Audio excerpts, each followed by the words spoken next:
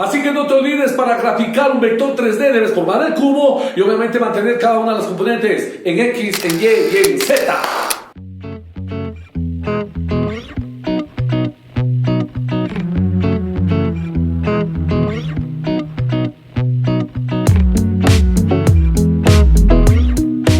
Bueno, vamos a ver acá en este tema muy lindo del álgebra vectorial, vector 3D. Muchos nos han escrito y nos dicen, ¿cómo grafico, profe Marcelo, un vector 3D con 3 componentes? No puedo, pero ¿sabes graficar un cubo? ¿Sabes graficar? Conteste, ¿sabes graficar? Facilitas, así que por favor debemos fijarnos en estas 3 componentes. Mira lo que dice, las componentes rectangulares de un vector P son, repite conmigo, son 3, 4, 12. 3, 4, 12. Por lo general, usted debe mantener el valor, el primer valor en la primera terna, hablemos así, mantener para el eje de las X. Esto es una terna, ¿no? Entonces sería X, Y, Z. X, Y, Z, ¿ok? Así que vamos a graficar en un sistema de perspectiva caballera, en donde el eje X es netamente horizontal, y voy a graficar esto de acá, lo voy a traer acá, y el cubito, y te indico cómo se grafica, ¿ok? Así que vamos a ver cómo nos quedó ese cubito. Bueno, entonces aquí, como tú te das cuenta, hemos graficado primero el eje de las abscisas, luego el de las ordenadas, y obviamente este es el eje que va a completar este sistema, este octante, ¿no? Dentro de física 3D se conoce como octante. Mira, este se lo conoce como el eje X, este como el eje Y y este como el eje Z. Obviamente todos positivos. No es obligación, pueden ponerle acá Z y X, como sea, no importa. Los ejes pueden rotar, pero por lo general ponemos X, Y, Z. Obviamente esto está con proyección a una perspectiva caballera, ¿ya? Así que mire, en X yo le hice, no con medidas, solo le hice, hablemos hacia el ojímetro, no lo hice con escala, sino que aquí le puse el 3 en X, y mire, el 4 en Y acá está el 12. Obviamente si tú vas a medir esto no va a alcanzar el 12, por eso te dije que no lo hice con medidas, solamente para explicar cómo sale nuestro cubito, ¿ya? Así que póngase pilas. Le voy a mover también el 12 un poquito más acá para que visualice cómo graficamos el cubito, ¿ya? Así que mire, esta es la parte, esta es una de las caras traseras del cubo. Luego les voy a explicar, aquí voy a moverle el 12 y le voy a hacer la otra cara de aquí, ¿sí? Para que ustedes vean la otra carita que está aquí.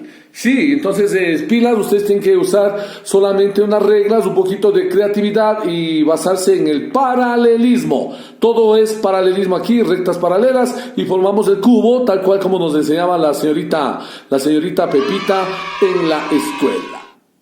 Bueno, obviamente aquí hemos graficado la carilla del frente, ¿se le ve? Esta carilla de acá es la misma, o sea, no es la misma, pero es la misma medida de la de acá. No es la misma, ¿no? Pero es parecida, es la misma. Mira acá, la parecida, ¿se le ve? Ok, entonces aquí, ¿qué me toca hacer? Obviamente unir esta arista con esta arista para formar esta cara de acá, y obviamente esta de acá para formar esta. Ya tengo el cubo.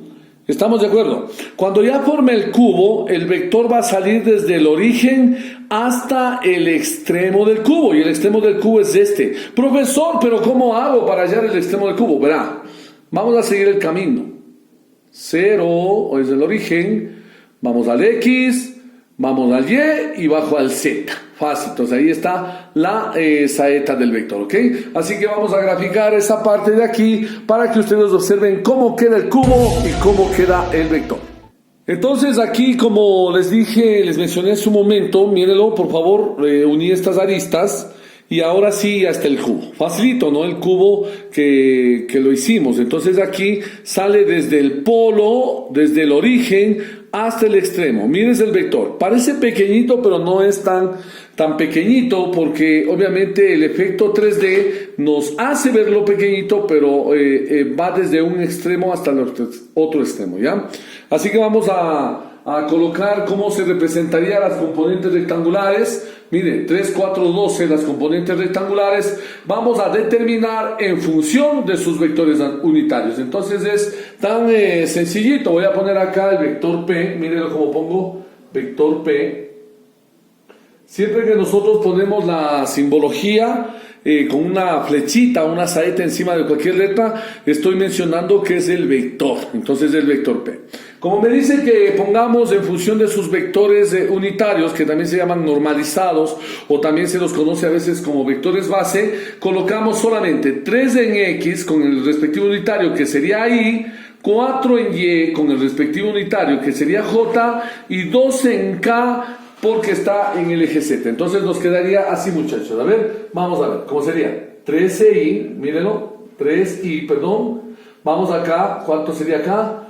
4J, y finalmente la componente positiva, que estaríamos hablando de 12K.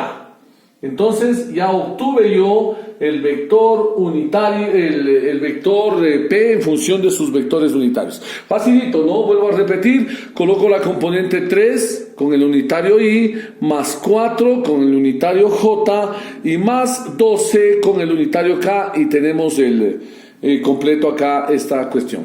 Vamos a calcular a continuación el módulo. ¿Cómo sacamos del módulo la distancia de este vector? Vamos a la pregunta B, en donde la pregunta B me dice cuál es la distancia, cuál es la medida, cuál es el módulo de ese vector. Y sencillo, se puede sacar con el teorema de Pitágoras. Así que ya voy a borrar ese cubito y después le aplicamos Pitágoras a este vector para que usted saque la medida del mismo, ¿ok? Bueno, la pregunta B dice, determine el tamaño del vector. Esto quiere decir que le están pidiendo determinar el módulo del vector. Entonces, como ya nosotros calculamos el vector 3D en base a estas coordenadas rectangulares, simplemente vamos a aplicar el teorema de Pitágoras. Facilito. Cuando aplico el teorema de Pitágoras, es decir, ya solo voy a calcular el módulo, no es necesario poner la saeta. No es necesario, depende de la nomenclatura que te hayan compartido, pero no es necesario. Entonces yo saco la raíz cuadrada de cuánto, a ver, sería la primera componente al cuadrado, que estaríamos hablando de 3 al cuadrado, más la segunda componente de 4 al cuadrado, que es la componente Y, recuérdalo, y la tercera obviamente sería 12 al cuadrado, ¿no? Entonces yo voy a cerrar el radical y hasta aquí. ¿Ok? Así que es 3 al cuadrado más 4 al cuadrado más 12 al cuadrado. Vamos a ver, ayúdenme por favor, ¿cuánto es 3 al cuadrado? Correcto, facilito, 9. ¿Cuánto es 4 al cuadrado? A ver, pensemos. 4 al cuadrado es 16, correcto, más 12 al cuadrado, ¿cuánto es? 144, muy bien. Entonces vamos a sumar, por favor, cuánto me da todo lo que está al interior del radical. 144 más 16, estaríamos hablando de cuánto. 154 y más 6, 160 y 169, muy bien. 169, la raíz cuadrada de 169, es decir, que el tamaño de este vector, ¿cuánto ha valido? 13, ¿no? Entonces ya obtuve yo acá el tamaño del vector. Así tan sencillo como esto, calculando con el famoso teorema de Pitágoras, y ya obtuvimos la medida del vector. ¡Hey! Facilito las coordenadas en 3D, en el álgebra vectorial 3D. Así que no te olvides de suscribirte, darle like, darle el dedito arriba, comparte este video con el que más necesitas. Y recuerda, somos Intelec, el Centro Integral de Eliminación Continua, y se despide de ti, tu profe Marcelo.